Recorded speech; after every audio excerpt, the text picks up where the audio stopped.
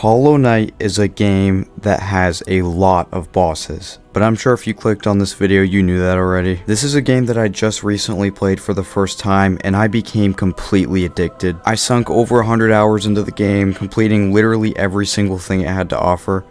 Except for completing the Pantheons with all bindings, that challenge can go to hell. Anyway, I've also beaten every single boss on Radiant difficulty, which is a fancy way of saying that I've practiced every single boss for an embarrassing amount of time. So because of this, I felt it was only human instinct to rank every single Hollow Knight boss from worst to best over 6 years after the game originally released. These rankings will be determined based on how fun the bosses are, as well as how well designed the boss fights are, and these rankings are made up entirely of my opinions, so this list should not be interpreted as the objectively correct rankings, because I'm sure most of you will have a few problems with this list when it's all said and done. I'm also not going to go super in depth about the bosses. I'll mostly be talking about surface level pros and cons that I have with them. So now that we got that out of the way, we're actually going to jump right on into the rankings, because this is going to be a long video. Grab some popcorn and a glass of water, because soda's bad for you, and enjoy the video. Now let's get started with the rankings.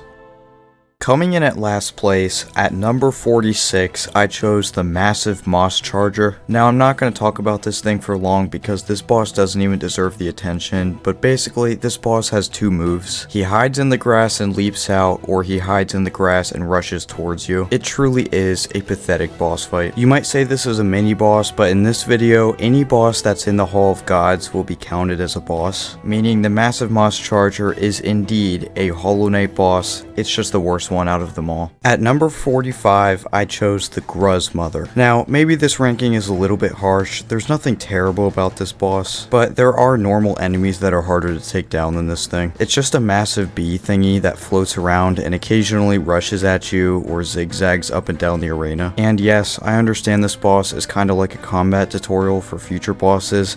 Doesn't mean it's good though, and that's why I chose it to be number 45. At number 44, I chose the Vengefly King. In principle, this boss is pretty much just as boring and underwhelming as the Gruz Mother, but in some ways, this boss is worse, considering you spend half the fight waiting for this boss to charge at you, just so you can hit him once or twice. It's just incredibly boring and tedious. Now, the reason I ranked it above the Gruz Mother is because the Vengefly King has a Pantheon boss fight in which there are two Vengefly Kings, and this version of the fight is pretty decent because it removes the part where you're just waiting around. It's still nothing special though, which is why I chose Vengefly King for number 44. At number 43 on our list, I chose the Flukemarm. Now, just like the Gruz Mother, this ranking may be a little harsh because the Flukemarm is a somewhat interesting boss when you think about it. The boss itself is this weird sack looking thing that spawns a bunch of flying mouth thingies, and depending on how much you've upgraded your nail, you'll either one-shot these guys or you'll two-shot them and become completely overwhelmed. So this boss is either really easy or really hard based on the upgrades you have at the time of fighting it. What's the problem? When this boss is easy, it's really easy. If you already have the Howling Wraith's ability, or better yet, the Abyss Shriek, you can literally step in the arena and spam this ability to kill this thing in about 8 seconds. That's the problem. Not only is this boss just kind of weird, but it's a complete pushover in most situations, and that's why I chose it to be number 43 on our list. Coming in at number 42, I chose No Eyes. Now, even though I ranked this thing above the others, there are pretty much no redeeming factors in this boss. The boss floats around the arena and teleports every few seconds, and you have to traverse the arena while avoiding these weird soul-looking thingies. This is barely even a boss fight. You spend the whole thing running around on a wild goose chase. It's tedious, it's boring, it's a stupid idea, the arena is terrible, the soundtrack is unsettling, the boss itself is unsettling,